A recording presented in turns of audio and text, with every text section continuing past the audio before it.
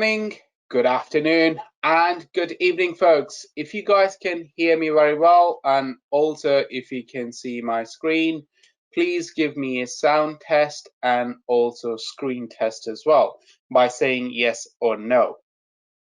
So if you guys can see my screen and if you guys can hear me, please do give me a sound check. I'm thinking that maybe you guys can't hear me properly because yeah, okay, there you go. The responses are coming that everything is fine. Great. Okay, thank you so much for the responses. Thank you. And then I can see that the people can hear me and also they can see my screen. My name is Naeem Aslam. I work as a chief analyst for AvaTrade. On a daily basis, all the videos that you see on our YouTube channels, they are done by myself. In addition to that, if you are reading our blog, which you must do, that is also written by myself. Thank you, Raj, and good afternoon, I suppose, for you as well from Paris, because it must be an afternoon. It is afternoon in Paris. I'm based in London. So basically, if you are not reading our blog, I highly recommend you to do that as well. So very briefly, going through some housekeeping, risk warnings and disclosures, which is right in front of you. If you have any further questions, please feel free to go back to your managers, your account managers. They'd be more than happy to help you. For our Twitter handle, it is AvaTrade. Again, it'd be great for you guys to just follow that up and smash that a subscribe button on a YouTube as well, because that will help you to get all the details. Now, AvaTrade's unique technology. This is very briefly, we're going to cover this one before we move on to the agenda for today. So AvaProtect is a revolutionary one-click risk management tool available on the AvaTrade web trader and AvaTrade Go app. With AvaTrade Protect, you can purchase protection against loss for a defined period after opening a position. If the protection ends, you have an open position that is losing, AvaTrade will reimburse the loss directly into your trading account. The only cost is the AvaProtect fee itself. Now, how many of you guys are actually trading indices? We have plenty of people in this particular webinar today. How many of you, there you go, Amutha says that yes, she is trading indices. So I know that for sure because Amutha has been here for a long period of time and as a consistent. Okay, so Raj also trades DAX and NASDAQ as well. That is great. So one is a European index and the other one is a US index. Ademu is also saying that yes, he also trade indices as well. So a lot of people are actually trading indices, and then he also trades US Tech 100, which is your NASDAQ index, as Raj mentioned earlier. So indices are certainly a great tool for day traders for two particular reasons. Number one is they do have higher volatility on a daily basis, meaning on the back of any economic reading or on the back of any economic news, we do see massive sort of movements in these particular indices, whether we are speaking of the DAX, whether we're speaking of the FTSE, which also moved pretty significantly earlier today when the CPI number was released for the UK. And yesterday we saw that massive momentum in the S&P 500 index, in the Dow Jones Industrial Average, and of course for the US Tech 100 or the NASDAQ index as well. Of course, we will discuss all of that as well. Albert is saying that he trades Aussie 200 and Nikkei 225. Nikkei had a very great run. So I hope that Albert, you were on the long side more recently when it comes to Nikkei, because Nikkei had a really great run during the past few days, and we will of course do that in a lot more detail very briefly. Now, let's move on to our study questions. So the first one I have kind of already covered. Why do you want to trade indices over here? Because you want to trade indices if you are a day trader, and the reason for that is again, I can never be a great in these ones because my writing, or let's just say that the mouse doesn't really work the way that I kind of want it to work.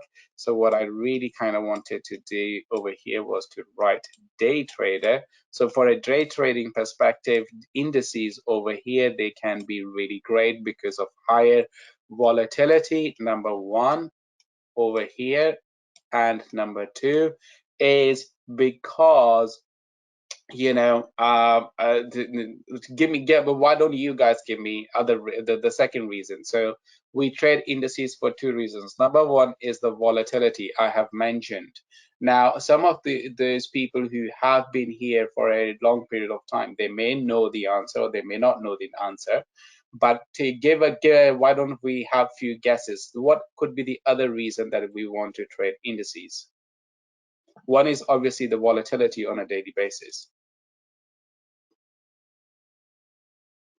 Do you guys know what could be the second reason? Any guesses on that why indices could be great for day traders over here? Why indices are really good for day trading? Any particular guesses over here?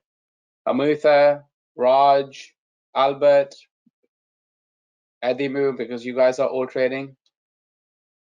Yeah, absolutely. There you go. Some answers are coming in, which like Albert is saying the technicals work quite well on them. That is very, very good. And Amutha is saying momentum, and momentum is pretty good. So meaning, they can move up and down significantly on a daily basis. So the daily range on these ones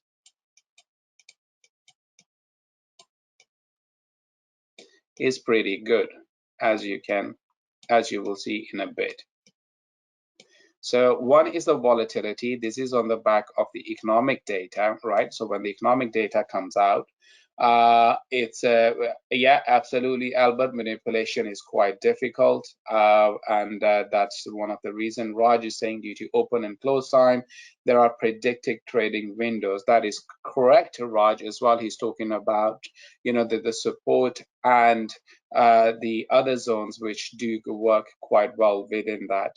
So they are pretty important one as well.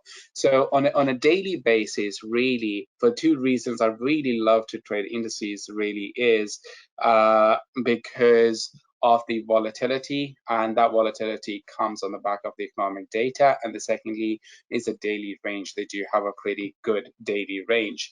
Now, the inverse of indices, by this, what we really mean is VIX volatility index. We will have a look at that as well, where the volatility index is trading. It usually trades in opposite direction to indices over here. So if this one is going up, the indices, they would usually be going down. So that would be the normal direction for that. Or if this one is going down, then the indices would be going up. So that's the correlation between these two. Okay, so between indices over here and then VIX index over here. So that's the usual correlation between the two. Now, of course, now we're going to have a look at defining levels and defining strategies. So let me go back to our chart, and then let me discuss that in a lot more detail. Now, before we do that, I do wanted to kind of discuss very briefly some of the things over here in relation to fundamentals as well.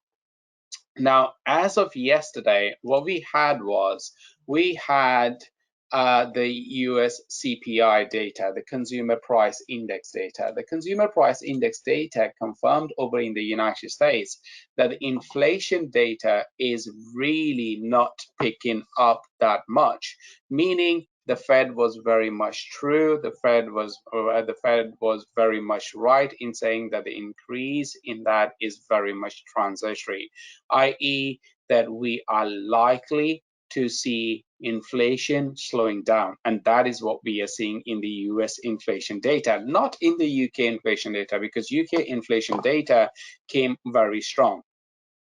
Now, the reason that we're seeing this particular sell-off in the market really over here is because market is expecting for the Fed over here, this sell-off I'm really referring to, the market is expecting for the Federal Reserve to start tightening up their monetary policy.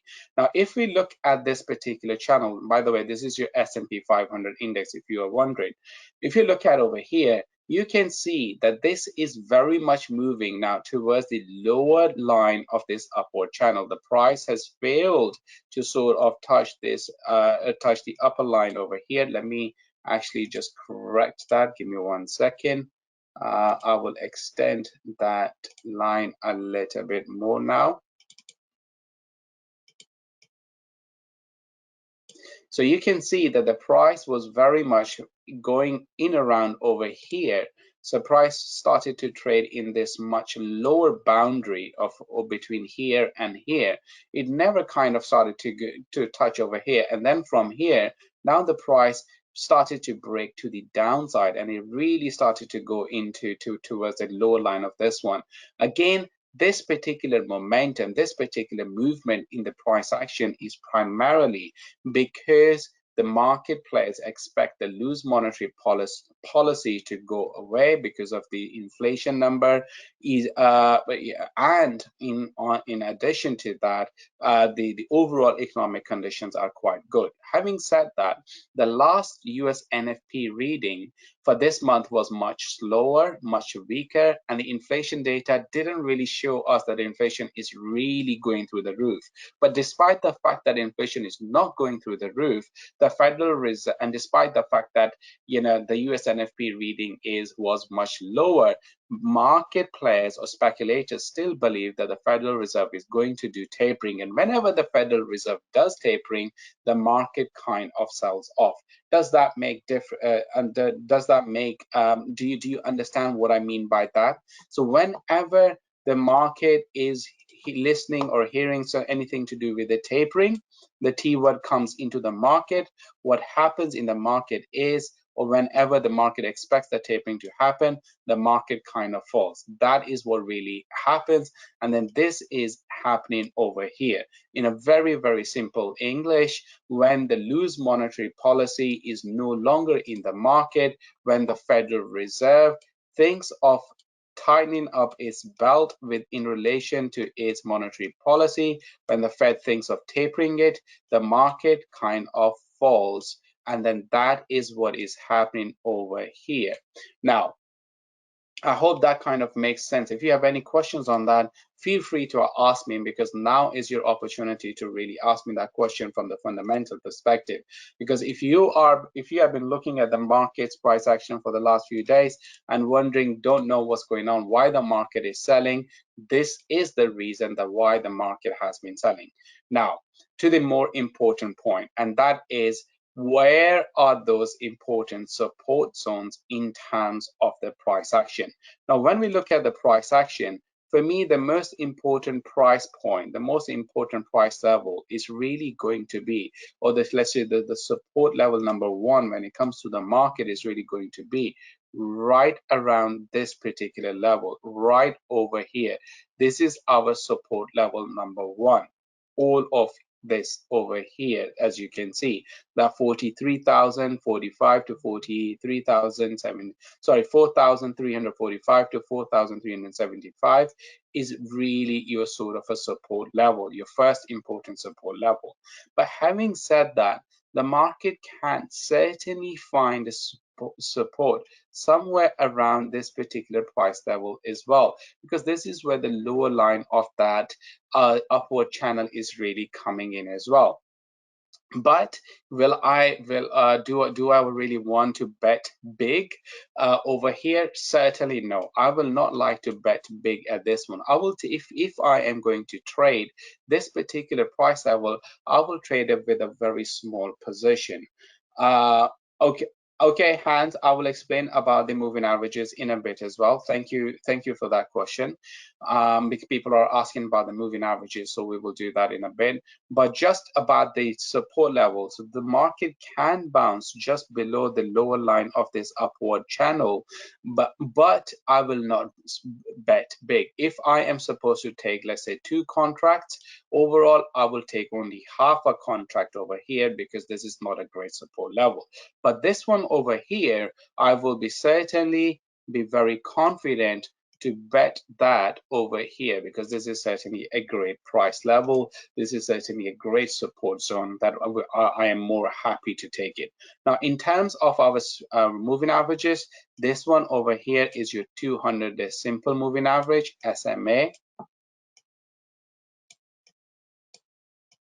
Okay, this one over here is your 100-day SMA, and this one over here is your 50-day SMA. So this is again 200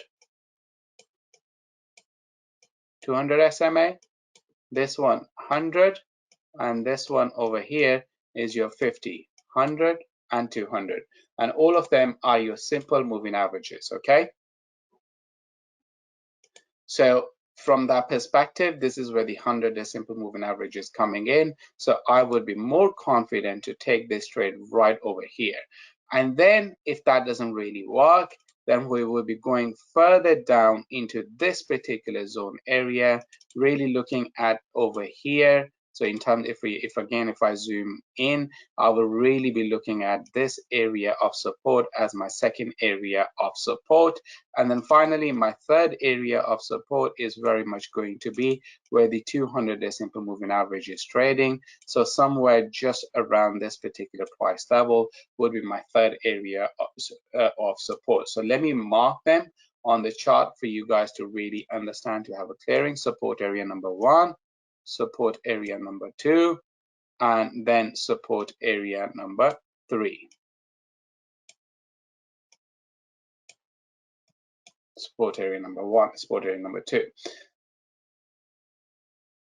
So now, while the S&P 500 index has been trading to the upside, the question really is, how is the inverse index has been trading during this period? So let me bring out the inverse index for you guys over here. Let me see if I can find it. It's called VXXB. So there you go. So that's the VXXB. So you can see that for the last few days, we are seeing that one, that consistency of momentum, the upward momentum really coming in over here for this particular index, because VIX is your inverse index. And then we can see that VIX clearly broke its downward trend because the downward trend was really sort of over here, right? So it really broke out of this downward trend 2 or 3 times, or even before that, if I delete all of them, if I just delete this one second, delete this one, because before that, your downward trend line would have been like this. So the really VIX index has broken out of this downward trend line, and now it is maintaining its upward trend line like over here. It is trading above that. So really it is indicating to us that, while the S&P 500 index is moving to the downside, we are seeing the momentum coming into the VIX index. So if you are short on the S&P 500 index, you can go long on the volatility index as over here. Now, in terms of the RSI, if we look at that, the RSI is very much getting close to that 30 sort of a level. 30 is considered as an oversold level. Now, the extreme reading of oversold, when was the last time we had that reading, was back in October 2020. So we are still kind of far to reach that particular reading, or the one before that was right sort of over here. back in May 2021. So we are getting close to that one. But again, I would really like this particular RSI to come over here in around that 30, because then it will really give me a better opportunity to buy. So really looking at that support level number one. So we've done quite a lot more detailed analysis of the S&P 500 index over here. Now let me move on to the US 30, the Dow Jones Industrial Average 30. Now when we look at the Dow Jones Industrial Average, once again, we have the three important moving averages over here, 50, 100, and 200. Now, with respect to the S&P 500 index, we are only near the 50-day simple moving average. Now, but with respect to the US 30 or the Dow Jones 30, the price has already crossed below the 50 and the 100-day simple moving average. So the next support level in terms of the Dow Jones Industrial Average really is going to be near that 200-day simple moving average in around this particular price level, which is 33,612 to 33,847. If price doesn't respect that, then the next sort of a price level is really going to be at 32,874 to 33,179. Again, let me mark those support levels on the chart for you. This is support level number one. This is support level number two. Again, the RSI is kind of coming very close to this particular level back in June when the price was way oversold, but we still have a little bit more room to go in terms of that particular price action, or in terms of the RSI to touch its previous level, because we certainly want the RSI to come into deeper into oversold zone of that 23. If it comes to that 23, we would certainly be looking to buy something. Or remember, back in last year in February, it went all the way to 13 even as well. But now for the time being, we are looking at that 23 to 20 really sort of a price reading, or at least that 30 where we should be really looking to do anything in relation to this particular price action. Does that make sense? So when we compare the S&P 500 index, this is still very much telling us that the overall trend in the market is bullish. The market is still holding on to its strength. But when we look at the Dow Jones Industrial Average, what it tells is that yes, it is much more weaker than the other one, and what we are really looking at is the support level number one near the 200-day simple moving average. In terms of a resistance, I think we'll be targeting at least the previous all-time high, nothing less than that really, and that remains at over here, that 35,446 to 35,549. That would be, at least for the time being, as the first level of resistance that we'll be very much focusing on. Any questions in relation to that?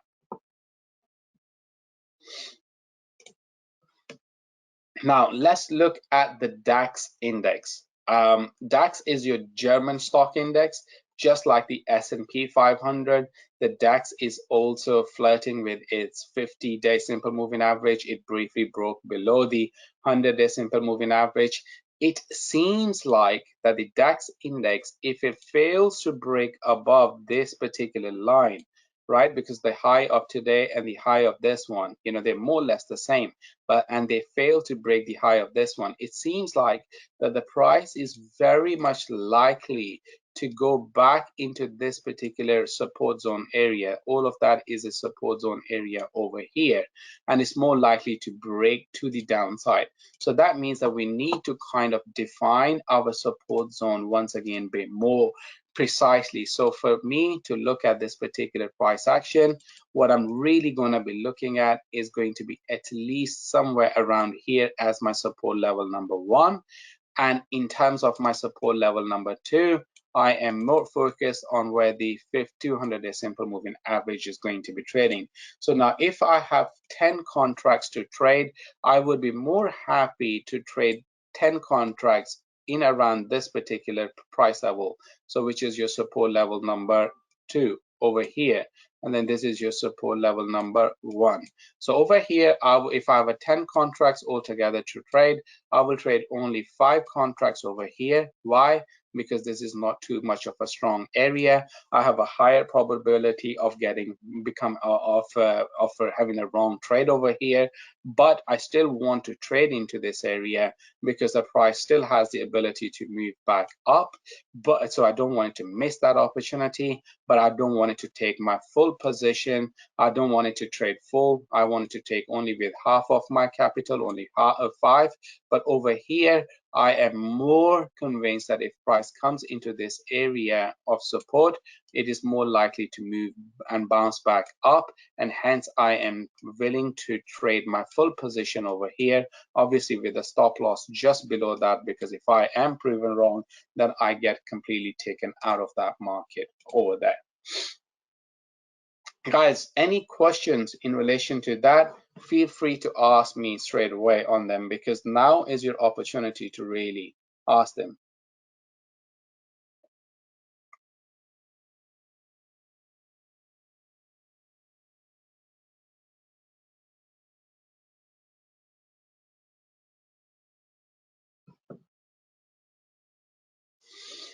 Okay, so it seems like people are saying that they are happy with everything in relation to that, so that's pretty good. So today we have to keep the webinar a little bit short, so just a few, I'm going to finish a few minutes earlier today because I do have a TV interview. As you probably know, most of you know that we do regular TV. I am on CNBC, I'm on Bloomberg, so tune in to Bloomberg, where I will be discussing very shortly about the relationship of inflation and the monetary policy in the United Kingdom on Bloomberg Arabia. So if you just type in Bloomberg Arabia live, you will see me there very shortly. And otherwise, stay safe and happy trading. I will see you guys there next time. Sorry, Herman, what was your question? Why trade the VIX long rather than S&P short? Look, I said to you the VIX long, you wanted to trade because S&P, if is likely to move to the downside, then you wanted to trade VIX long because they have opposite relationship with each other. I hope that helps. All right, thank you so much. See you guys next time.